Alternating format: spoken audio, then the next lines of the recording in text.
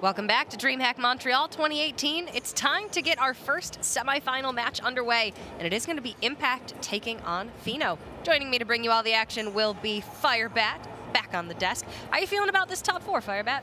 It seems like a pretty stacked top four, which makes a lot of sense. We had a pretty stacked top 8, so it's pretty reasonable to assume this top 4 will also be kind of stacked. The one player that was maybe unrecognizable in the form of G did not make it to the top 4, but, you know, all the other big-name players were able to kind of make it there. We have one aggro player left, one committed aggro player who will be casting this series, which is Impact. The only player, I think, remaining with the all-4 aggro deck lineup. Kind of surprising. There was a lot of players that brought the 4 aggro deck lineup. It seemed pretty powerful as the course of the tournament went on, but he is the lone smorker left. He's the lone wolf who's going face every time he possibly can, and we saw actually Impact up against Doc Pone earlier today in their quarterfinal, and it wasn't even close. The odd rogue from Impact picked up 2 games really, really fast, and it looked really dominant from him. The same thing could potentially happen in this series, as Feno does have the even Warlock and the Quest Rogue, which can both be really susceptible to that odd rogue. Wouldn't be super surprising. Feno's decks, though, unlike Doc Pone's, are a lot more well built for aggressive decks. He has a lot of tech cards that help him against the aggression. Yeah, much more well-rounded strategy instead of a targeting control, trying to bully it a little bit more strategy like we saw from Doc Pone earlier today. That did not work out whatsoever for him. It's going to be really interesting to see, can this full aggro lineup go all the way, or are we going to be seeing more of a traditional lineup like we expected to make it to that finals? And of course, the winner of this match will be moving on to the finals to play against the winner of semifinal number 2, which will be either Gallon or Just Saiyan. So 4 really phenomenal players here in our semifinals, and both of these players in particular have a lot of DreamHack experience. Feno has the best DreamHack runs of any player this year. He top 16'd all 4 of them so far, at the very least. He's really looking for that win. Actually, on Twitter, between matches, he was talking to Ike a little bit. Feno's 11-0 right now. Okay. If he wins the next 2, he wins the tournament, goes 13-0, and matches the record of Ike. And he was asking Ike, how do I win? How do I do it? How do I get there? Because Feno's been to the top 16 and top 8 in DreamHacks before and hasn't been able to seal the deal. And Ike came back with, you know, some smarmy reply about Jay Druid and Pirate Warrior and Raza Priest, and we're living in a very different meta now.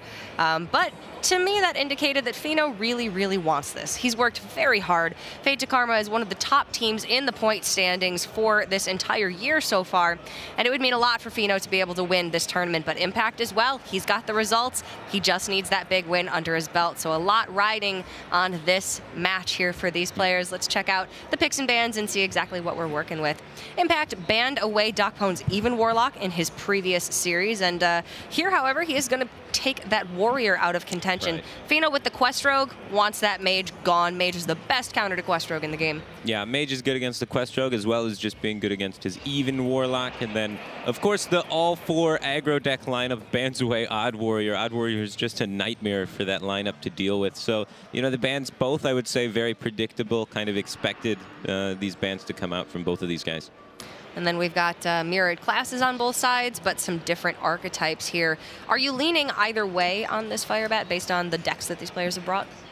Based on the decks that the players have brought, like pure archetypes, I would have to say that the aggro would be more favored. But the thing is, Feno's decks, even though they're not the archetypes that traditionally would be favored, he has like 8 2-drops in his even Warlock with no, you know, Black Knight or Sack Pack, so he doesn't have any of the tech cards for the mirror and things like that, where he has like the tech advantage, even though he doesn't have the archetype advantage, which makes it a little interesting and hard to distinguish who actually comes out favored here. Okay, so this one might be a little bit closer than it looks like upon brief inspection, and we want to know from y'all out there in the chat, who do you think is going to take this win and make it to the finals to play against the winner of Gallon or Just Saiyan? Hashtag Impact or hashtag Fenomeno in the chat. I know Feno's got a lot of fans out there, a lot of Greek representation in the chat while he's playing, very passionate fans from Greece. But Impact as well, he's Canadian. We're in Canada right now, so he's got the local hometown hero advantage. But again, either of these players making it to the finals would be a really, really nice finals. For sure, yeah. It would be great to see either of them go the distance. I personally tend to favor the Smork decks. I like aggressive decks. They're kind of the decks I tend to play in Hearthstone to most success. So I'm siding kind of with Impact here. I've been just kind of glancing over the deck lists a lot, trying to figure out, you know, how things line up. And I think the aggro has a better chance of overcoming the control this time around. I think it would be cool to see a full aggro lineup in the finals here, and I definitely think Impact has worked really hard to get to this point. He's very deserving. I think I'm going to have to even out the desk, though. I would like to see Feno take this one, just because he's had such awesome results in DreamHack so far this year. It would be a really nice story if he were able to win this and win this for Fade to Karma as well, because they're in a race with Tempo Storm, so if we got Feno on one side of the bracket and Just Saying on the other, then that would be, that'd be a pretty cool final. That'd be a pretty cool final story. So I'm excited to see that. But from you guys in the chat, it is heavily Feno favored, 83% versus 17% for Impact. So the chat favors Impact as being the underdog here, and they want to see Feno take it. It makes a lot of sense. I voted against Feno last time I was casting him when he was playing up against Yarla earlier on. And he was able to take it against Yarla just barely at the end there, that 5-game series, and ruined my perfect score of predictions. So, yeah, I've gotten one prediction wrong all tournament, and it was betting against Feno. So you give Sottle a run for his money, Firebat. Well, anyway, let's get into game number 1, and let's see how this action unfolds. All right, game number 1 going to be Warlocks on both sides. Very different archetypes. Zoo for Impact, Even for Feno, and a Keleseth on 2. And a Flame Imp on 1. Both of those pretty impactful, and he also has the healing card, so if he's able to find, you know, the Happy Ghoul, it could get even more explosive from there. The Keleseth is really big. You know, obviously it makes all of their minions bigger, but especially in this matchup, it can get your minions outside the range of the turn 4 or turn 3 Hellfire, which can be absolutely crucial. Having minions live beyond the first AoE is, you know, how Zoo can change the stats in this matchup from like 60-40 unfavored to be 60-40 favored. Yeah, very impactful, especially since Hellfire tends to come down and clear the board right before that Fungal Mancer turn. If Impact can get Keleseth down on 2, which he will, and then stick a 3-4 Saronite or maybe some 4-4 Happy Ghouls on the board, Fungal Mancer can then spiral that even further out of Feno's control. Yes, it doesn't seem like too much of a decision here. I think you got to go with the Keleseth every single time. He has the other option of playing the other 2 minions, but he needs to start getting these buffs accumulated. Monculus will get a fair value trade here, but I don't think Imbet's too worried about that. Or maybe he is. He's kind of worried, yeah. This way he gets to trade in 2 minions and then have a 1-1 left over and a 2-1. You lose the Keleseth buff, which could potentially hit something really impactful. You don't preserve too many stats left on the board, and you lose the healing effect going towards a Happy Ghoul that you might have drawn later on. I'm not a big fan of this personally. Personally, I think it's an area where you just kind of keep it simple. The KISS principle, keep it simple, stupid. And then don't overthink it. Play your Keleseth on 2, because it's really good. Sometimes the most straightforward play just is actually the best possible play. Not too bad, though. Able to find the Librarian there is pretty clutch. Not going to get too punished here for Impact. He did lose that Voodoo Doctor, so he wouldn't have any means of healing if that Life Drinker weren't in the hand, but things still looking fairly good for him. And there's that 4-4 Happy Ghoul that I was talking about. Going to be out of the range of Hellfire. Defile here could still be an issue for Impact, though. Yeah. If Feno's holds on to it, he might be able to catch the 4-4 in the Crossfire, but he is using it here, so now we're going to see the Happy Ghoul be able to come down outside the range of the Hellfire. And the rest of Impact's hand isn't, well, existent right now. It's just a Fungal Enchanter, so he's got nothing to really curve into next turn that he very much wants to play. But there's the power of Life Tap. That's why Warlock has been consistently a Tier 1 deck throughout the history of Hearthstone. It just has card advantage. Well, does he believe in the Hooked Reaver? He could potentially just start chucking Soul Fires this early if he's not too afraid.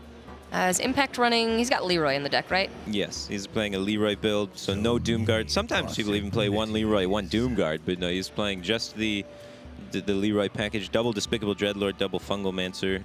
So it's more of an anti-control variation of Zoo, I would say, that tends to help you out a lot more in this matchup to be running the burst that you can combo. Being able to go Doomguard Soulfire, or I guess, you know, Leroy Soulfire, is really powerful against control decks because it means you can save all that burst for the right moment. And he's going to play into the Hooked Reaver, but Feno does not have it, nor does he have a way to upgrade those spell stones and play them this turn. Hellfire puts him in a very dangerous life total. Yeah, it seems like good game sense. I mean, you got a Soulfire in your hand. The way that the game's panned out so far, you jam face. There's no, dance that you're going to do around a Hooked Reaver that's going to look pretty at all. So you go face and you hope for the best. It seems like the only line you got there as Impact. Yeah, I mean, Zoo sometimes can end up in the position where they chuck a Soulfire at face and are looking for that second one as their only lethal out, but you got to do what you got to do. Wow, he's not even taunting up with the Sunfear, just going with the Spellstone here. Impact with 10 damage from the Fungalmancer Soulfire. There is a second Spellstone, so Feno could heal outside of range if Impact tries to go with that play. So yeah, clearing the minion with the Spellstone does play around the Fungalmancer a little bit because it denies the Fungalmancer buff, but it does allow more damage to be going directly at your face because you don't have those taunts in the way, blocking, of course.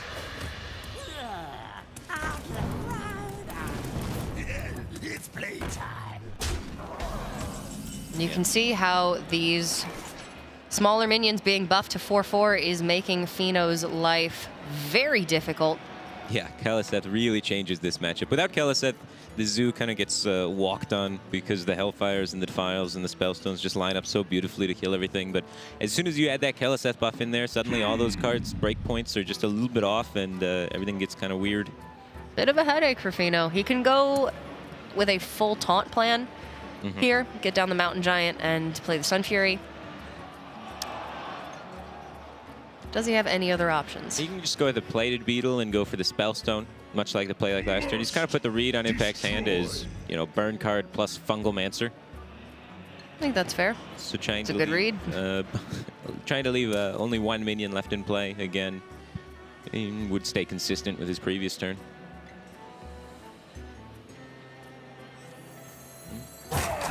These two minions should not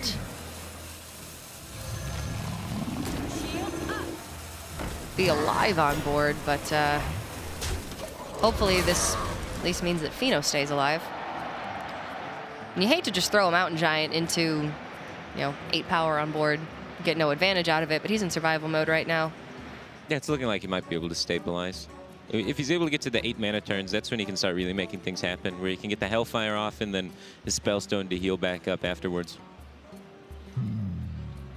And eventually find that Blood Reaver Gul'dan or even just a Shroom Brewer to get a little bit more life. Wow, pitching the Fungalmancer there. Interesting. It's throwing away a lot of potential damage, but Impact still gets to retain the board this way. Yeah, sets up the second Soulfire potentially for lethal. It looks like Feno's just going to have to leave this Dreadlord alone. He'd take care of the other minion at least, but yeah. It's not too happy seeing that Dreadlord stick around for sure. Beetle Spellstone. Doesn't feel super great as the Warlock player here. Just no Hooked Reavers, not a lot going on. Losing both of his Spellstones really early, not able to upgrade either of them. He's not going to have very much healing left after this for the rest of the game. The next healing card he's going to play is going to be probably Gul'dan, or I guess Shroom Brewer if he's able to find it.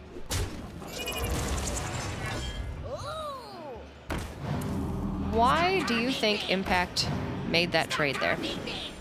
So that he could heal his minion up to try and play around AoE a little bit, it seems like. But it kind of is a little expensive because missing that 5 damage kind of makes double Hellfire acceptable.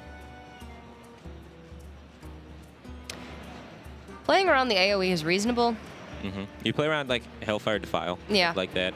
But like you said, you're just playing so defensively that double Hellfire is a clean clear here on turn 8, which is perfect for Feno. Yeah. And of course, Feno, going to deal 6 damage to himself.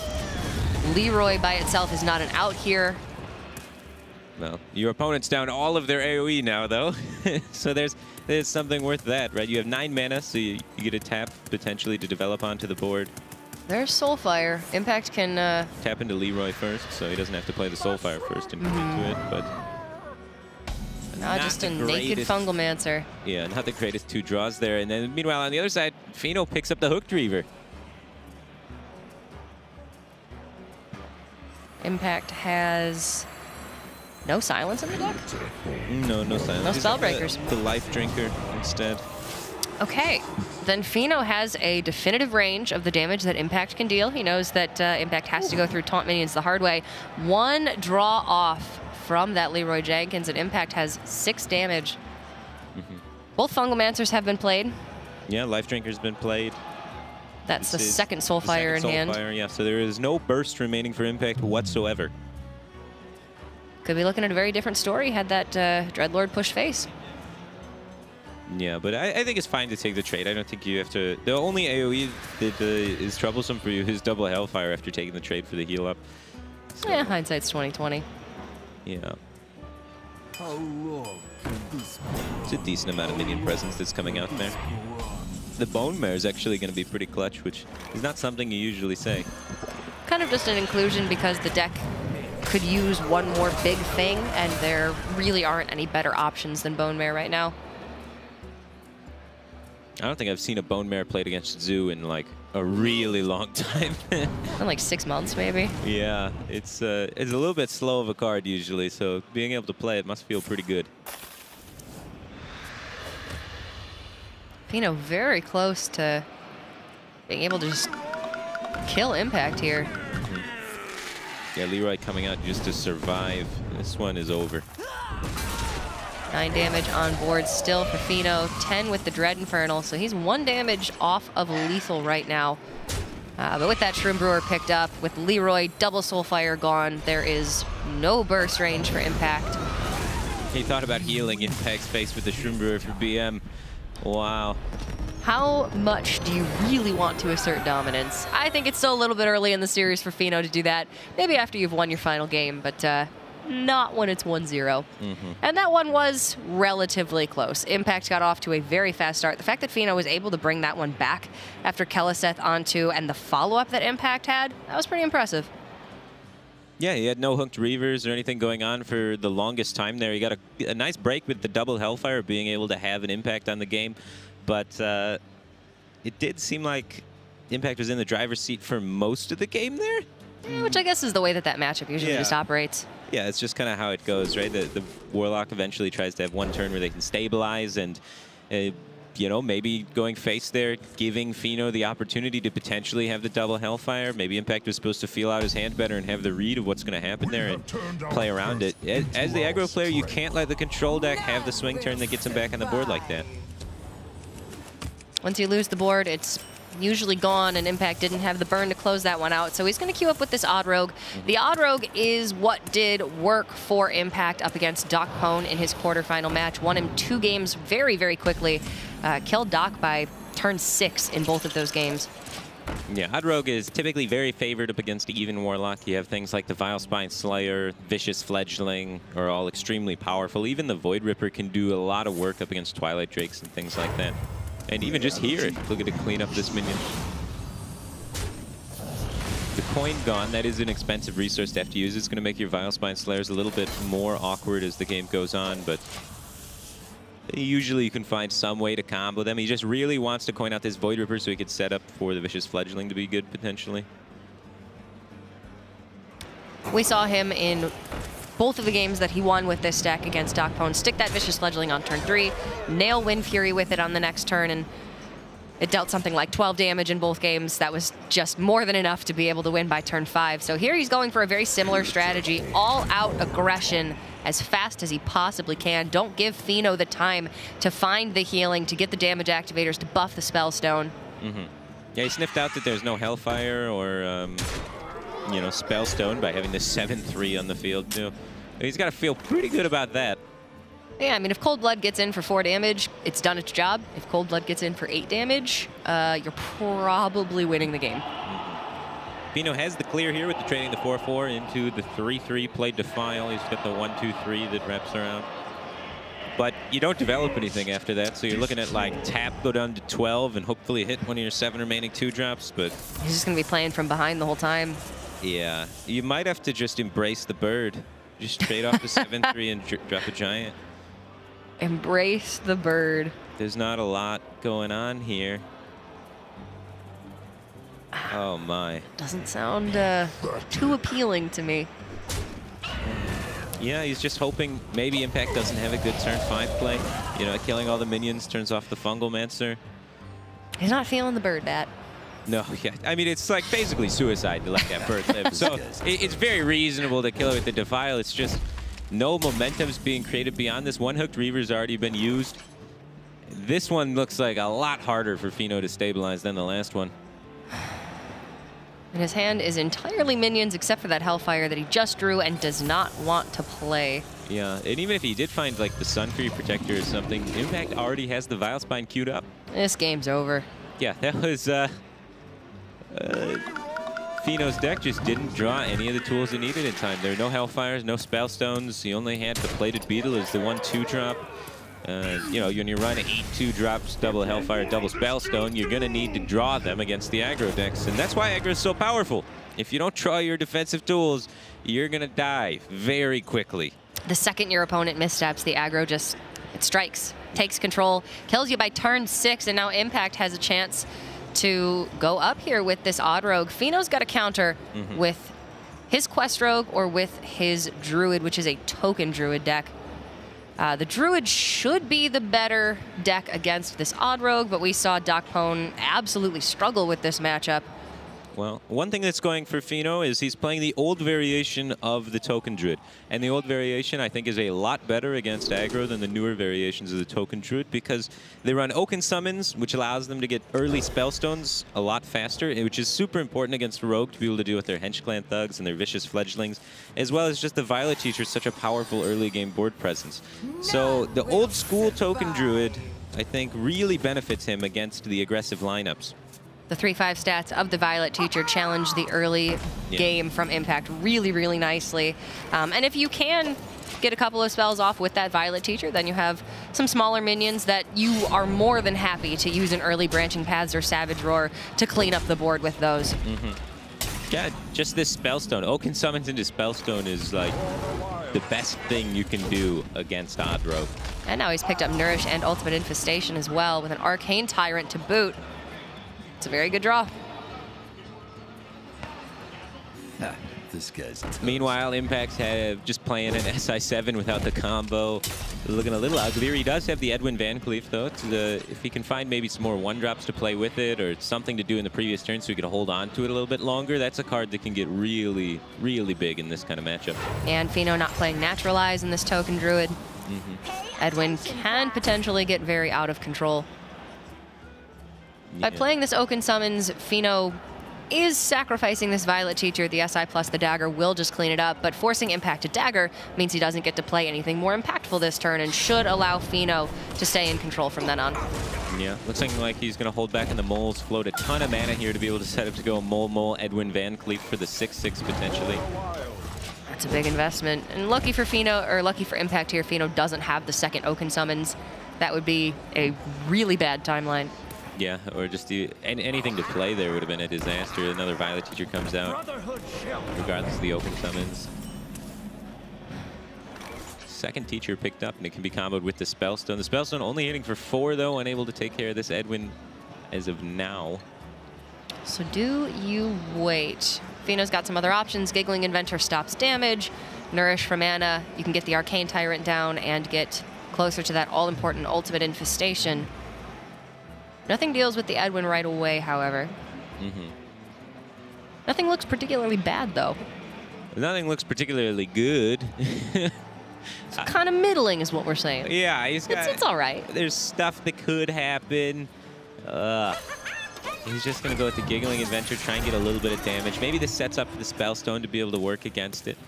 Sure. I suppose with the Nourish, you want to Nourish for mana and be able to play Ultimate Infestation on the turn immediately after that. So Feno doesn't feel the need to do that right now, especially when you're facing down 6 damage. Yeah, that Giggling Inventor is stopping so much damage. Holy smokes. Good card, great card. 14 damage there. Okay. Feno does have the Spreading Plague, however. It's going to buy him even more time. Yeah, it seems like things are lining up for him. Spreading Plague, Arcane Tyrant seems quite good here. Push the Giggling Inventor into a Dire Mole or the Edwin. Yeah, probably the Dire Moles, since the Edwin, once going into one of the Spreading Plague tokens, goes down to a 6/4 and will die to the Spellstone. So it makes a lot of sense to trade in this way.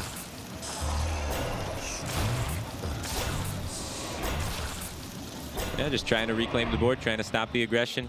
Play your defensive tools, play as aggressively for tempo as you can, try and set up the removal you best you can. Simple Hearthstone. That's what Druid does best. Great recovery tools. If you can get past that early game, then Feno will be in a very comfortable position and sitting at 30 life with Ultimate Infestation and Nourish to get to that Ultimate Infestation even faster sitting in the hand. He's very comfortable right now. Best card that Impact could find if he loses this board will be Myra's Unstable Element, but that is usually a last resort for the Odd Rogues. Wow, even more removal. Jeez. This swipe picks up super value here, able to finish off the Dire Mole and the Fungal Mancer. So it looks like an easy Nourish for Crystal's swipe, and then you have Ultimate following it up, and there's not a lot Impact can do beyond all this, and Feno's still even at 30 life. Feno can clear up everything on this board and leave up just one of the Dire Moles if he chooses. Probably want to trade that Tyrant over the Henge Clan Thug. I don't think you're looking for the value trade here. Henge Clan's just a little bit too threatening. Yeah, just clear as much as you can. Set up to play Ultimate. Probably going to play Ultimate next turn, and Impact's probably going to concede. Ooh, he's thinking about trying to take that value trade. He feels he's so far ahead that he can just ignore a Henge Clan Thug. He's going to Ultimate it anyway, so it seems fair. I don't hate it. I think either trade is pretty acceptable. I think you're so far ahead that why risk it? Maybe just kill the Henge Clan Thug just in case something disastrous happens, in my opinion. But yeah, I can see this being fine as well. Feno throughout this tournament has shown himself to be a player that doesn't play hyper defensively even when he's very far ahead, and only very small situations could win the game for his opponent. There was a situation in a game yesterday, I want to say, where he just had to branching paths to have zero chance to win the game, and he gave his opponent a Leroy out by not playing the branching paths. Ended up not getting punished for it, but you know, sometimes maybe he takes it a little bit too far. This time, however, I think it was pretty reasonable either way. Yeah. Nothing was going to hurt him here with the UI on curve. And he does not find that second Arcane Tyrant, but that is okay. He has more than enough to win this game with just the hand he has right now. Yeah, he didn't draw the best cards in the world, but he drew a lot of cards. A lot of cards is pretty good. He still has the swipe, Spellstone. He's got armor gain from the branching paths. He's going to be able to clear up this entire board from Impact, leaving it with only the Leroy. That is a bad burn. But he's going to clear up everything on the board this turn anyway, so the Spreading Plague wouldn't have been useful.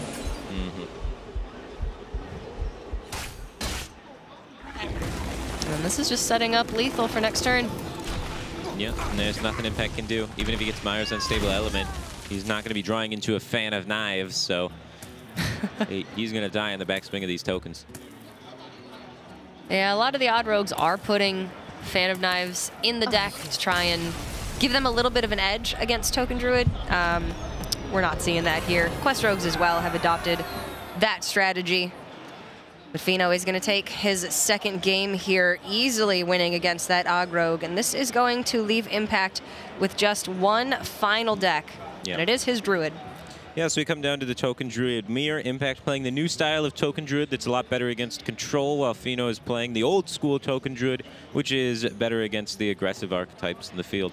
Yep, gets you more options on turn 4. You can play Saronite Chain Gang. Combine the Spreading Plague with the Strong Shell Scavenger later in the game to play around Mossy Horror. Of course, there's no Mossy Horror in this deck for Feno, but across the board, this style of Token Druid that Impact is playing has been favored by the players in the tournament. Yeah, and one of the big reasons that it's been brought more often than the version Feno is playing with the Violet Teachers is because it is favored in the mirror. The Strong Cell Scavengers and just the extra minions allow you to, you know, buff your boards and get them outside of range of your opponent's plagues and trade back against their plagues and things of that nature. So I would give Impact, even though it's technically a mirror match, I think Impact has a pretty large edge in this matchup. It's amazing how just a couple of cards can really swing the percentages into your favor. Especially considering that the Druid Shell is, you know, 20 to 25 cards the exact same in most of the decks. Just having teachers in the build versus Sar Knights and Strong Shells really gives Impact an advantage. And here we go, the decision point. Do you want to be playing the Whispering Woods into your opponent's turn 5, where they could potentially play Spreading Plague the turn after? He doesn't have any buff cards in his hand now. Doesn't mean he won't find them. Yeah. I mean, he does have Soul Forest, I guess, but it's always scary to solo board into your opponent's potential Spreading Plague turn. There is always just the swipe to clear the board from Feno, but a swipe on turn 5 means he's not playing Nourish on turn 5. Yeah, it's pretty good for you. It's not too bad of a result, that's for sure. And now Impact gets to neatly Nourish into the Coin Ultimate Infestation on turn 9. Or on 9 mana, I suppose I should say. Yeah, good. 9 mana and turn 9 are very different here. Right.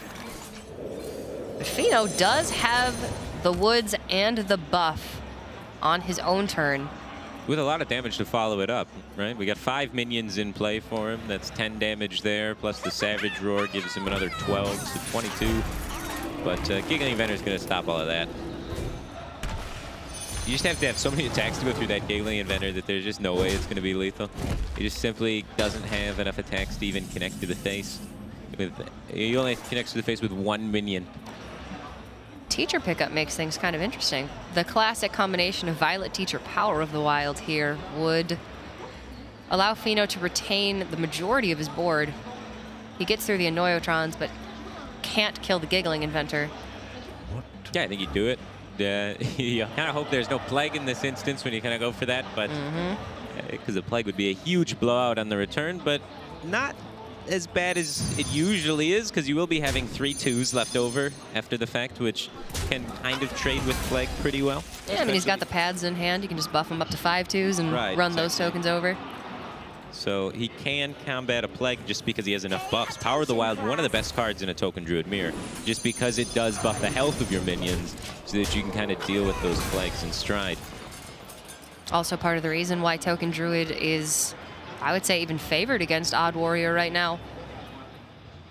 So he can now go for the Plague Soul, so that after... Oof. Yeah, that's huge. That's the Both swing. of those is what Feno did not want Impact to have. Because now when he kills all the Plague tokens, Impact still has things left over, and Feno cannot play his own Plague into this board because he can't trade off his current board. So if Impact does have the offensive buff beyond this, then he's going to be able to kill him on the counter swing. Because Feno just can't clear the board. Has been a sequence of very scary turns for both players, just representing lethal back and forth every single turn. The early game for this deck is really scary. But once you get to the mid-game, the early Wisp boards have been dealt with. Then things can sort of elongate into the later turns, Ultimate Infestation, Reload, but I don't even know if we're going to make it past this. Impact with that Spreading Plague pickup is just looking really good if he can find the necessary damage. Yeah, no kidding. He's going to have 6 minions on board here. So a Savage Roar probably does it, you know. 10, 14, and then you're adding another 14. So 1 Roar is 28. So Roar would be 29 with the hero power. Roar does not quite get there, but it gets pretty gosh darn close. Pads is going to be 27. Yep. So 27 damage for Impact. He could send it all to the face in anticipation of being able to try and finish with the Ultimate Infestation the turn after. He could try and trade with some of it. You risk dying to Feno's board if you send all this damage to face. Yeah, exactly. That's a risk that Impact just can't take. So Feno, once again, has managed to live here.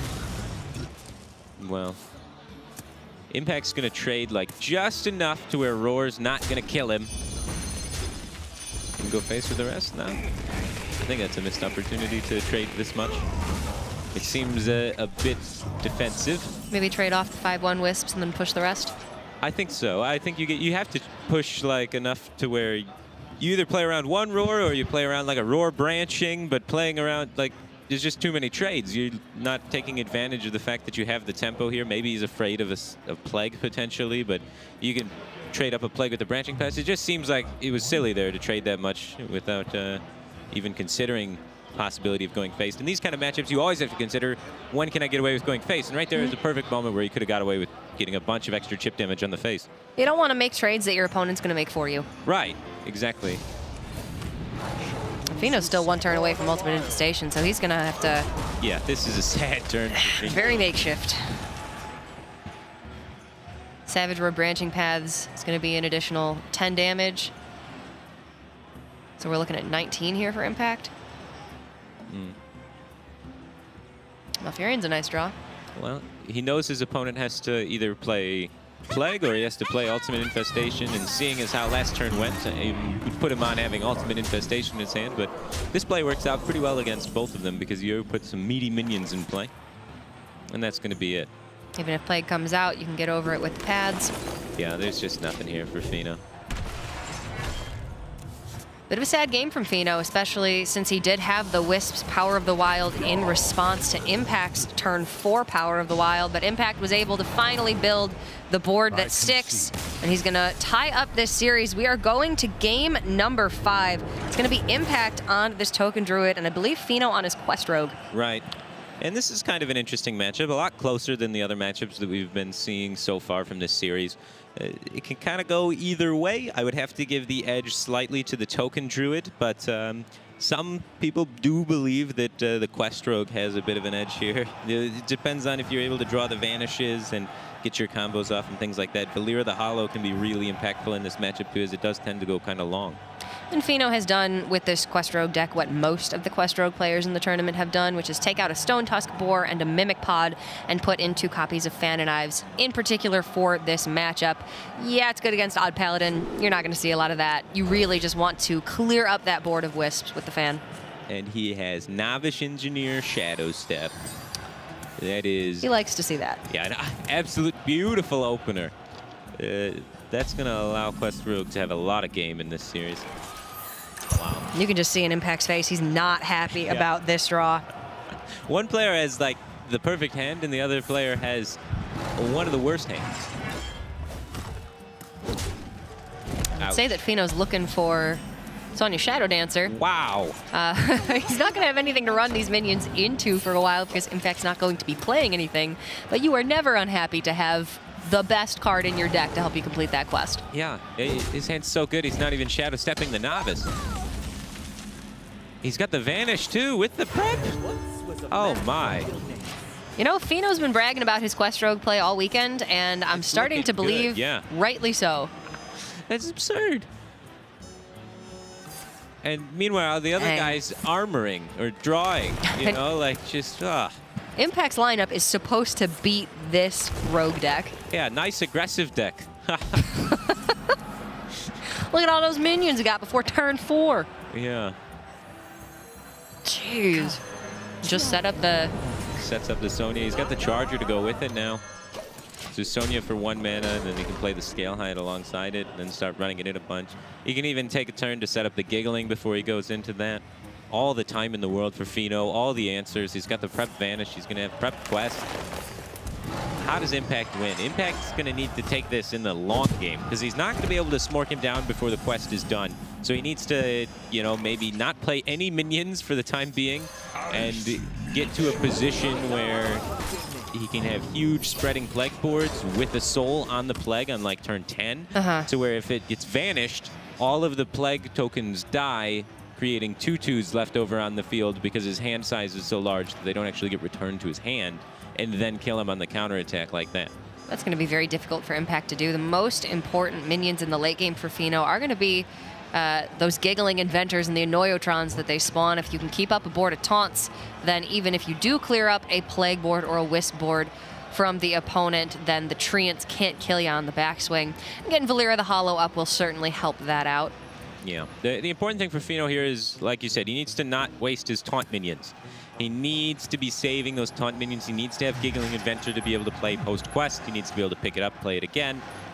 The way you beat Token Druid isn't typically the Vanishes. They help out a lot in the early to mid-game while you're completing your quest and making sure that you don't die to the initial board. But the Giggling Inventor is really what seals the deal. If you can get a couple of Annoyotrons out there, Token Druid simply won't have enough attacks to be able to push the damage necessary to kill you. And And yeah, taking out Stone Tusk Boar in the deck reduces its aggression, but keeping the Wax Elementals in the deck do specifically help in a situation like this. Feno's not necessarily going to have to win the game by just outright killing Impact, but he's going to build up such a big board that he's going to be so far ahead that he wins the game. Wax Elemental just helps him sustain to get to that point, but Sonya with the South Sea deckhand is pretty crazy here. Yeah, no kidding. Sonya Shadow Step into Charger. Every Quest Rogue player's dream. He's going to have the 4th deckhand in hand, can get the 5th one with the Vanish, or he can just wait, find another Shadow Step or Brewmaster.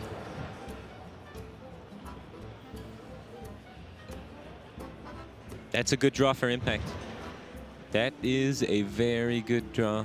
It makes him able to get towards that 10 mana turn a little bit quicker. He can start going for, you know, the Plague Soul sort of stuff. Maybe get Ultimate Infestation to fill his hand to set things up too.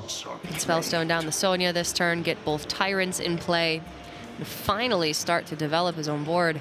Yeah, he needs to formulate a plan to where he can get a full board of things with Soul of the Forest on it while also having a relatively full hand to make it vanish-proof. Yep, if you vanish the board of Wisps back and there is no room in the hand for them to be brought back to, then they do die. Death Rattles spawn the Treants onto the board. And with that Ultimate Infestation, Impact should have a reasonable time of filling up his hand. All right, so wanting to clear off one of the Elven Minstrels as well this turn. The patient with the Arcane Tyrants. He's formulating a plan. Okay, so we're going to use those to get down and Soul of the Forest. Right. The big soul board's going to come down with that. And yeah, I suppose Feno's not necessarily going to have 5, 6, or 7 minions on board at any one time. The Tyrants are a way to build a bigger board with that Spreading Plague. The Giggling coming down before the quest is done. Question mark? I think this is a questionable decision. I think it is. I just don't see why it was necessary this turn. I don't see so either. It's not like you're going to smork him down with unbuffed Giggling Inventors. And I mean, I guess that Feno didn't have anything else that he wanted to do this turn. He doesn't have the Bouncer for the deckhand to complete the quest. You don't want to play the Fan of Knives because you're saving those for Whispering Woods. And you've got Vanish for any other big board that comes out. That's a big board. That's a big board. Doesn't really accomplish much with the Vanish here. They can go, you know, deckhand prep Vanish sort of thing. Deckhand prep Vanish actually does not return the deckhand at the moment. If he suicides off 2 minions, then goes deckhand prep Vanish, he can get the deckhand returned. Kind of want that Giggling Inventor back in hand, though. Yeah, suiciding that off is kind of a bummer. That's kind of why I didn't like playing it. He can dump another minion from his hand if he wants to. Sacrifice that. So you get the deckhand back? Sacrifice this Boar, maybe. Boar's not winning the game. The way you win this matchup is playing lots of Giggling Inventors post-quest. That is the win condition. So I'm all for getting rid of this Boar. Getting rid of the Wax, something. I guess if Giggling's there, maybe you're not going to need the Wax. Sure. It'd still be nice to have it, though. Board does give Feno an aggressive game plan, whereas the Wax accomplishes the same thing as the Giggling Inventor. But this is going to be quest completion, and Feno can prep out the quest this turn as well. Yeah, just the nuttiest quest rogue draw you ever seen. Double prep, Vanish, Sonya Shadow Step, Novice Engineer. Seems like he drew more cards than he should have been allowed to by this point, because he had just about everything he could ever want. Yeah. Yeah, the dream. And here comes the Whispering Woods Soul of the Forest board, potentially. He doesn't have yet the buffs, actually, to close with it, but, you know, sometimes you top deck the Roar. Sometimes you gotta hope you do. And this is where now the wave of Giggling Inventors can come down. And this is where Fan of Knives looks like a really good card. Impact hitting Feno with the Masterful. And that comes right before the I Concede. Giggling Inventor, Annoyatron, Stone Tusk Boar is probably the end of the game here. Yeah. Impact's forward. Can't even, like, he can't Spreading Plague behind this because he's left with the tokens afterwards. There's no way he's going to be able to have lethal. This is token druid proof. You don't even need to kill these wisps. Yeah, it's just, they require 2 attacks to get through each Noitron because you got to pop the Divine Shield and then you have to kill it. So, you know, you're absorbing 6 attacks worth of things, really. And now if you play the next one, you absorb 8 attacks worth of things. So your opponent's not even hitting your face at the end of the sequence. But, yeah, the taunts are just so crucial after the quest is done. You can see why there's a lot of talk about Giggling Inventor right now. Is it reasonable? Should it be in the game in its current iteration, or does something need to be done? Because Quest Rogue having this much game against aggro, which should be its weakness, can seem unfair at times. Yeah, that's the game there. Impact getting knocked out. He's going to play Ultimate Infestation, looking for something, but there's nothing he can find, and that is going to be Feno moving on to the finals there. Feno absolutely looking so relieved there that he's able to take this one in game number 5. A little bit disappointing for Impact, of course, but you got to be proud of making it to the semifinals in this tournament. It's a fantastic run. And you know what? He's just getting better and better every time. Before we know it, it's going to be his tournament to take, but this one is looking like Feno's paid his dues and now he's ready to reap the reward.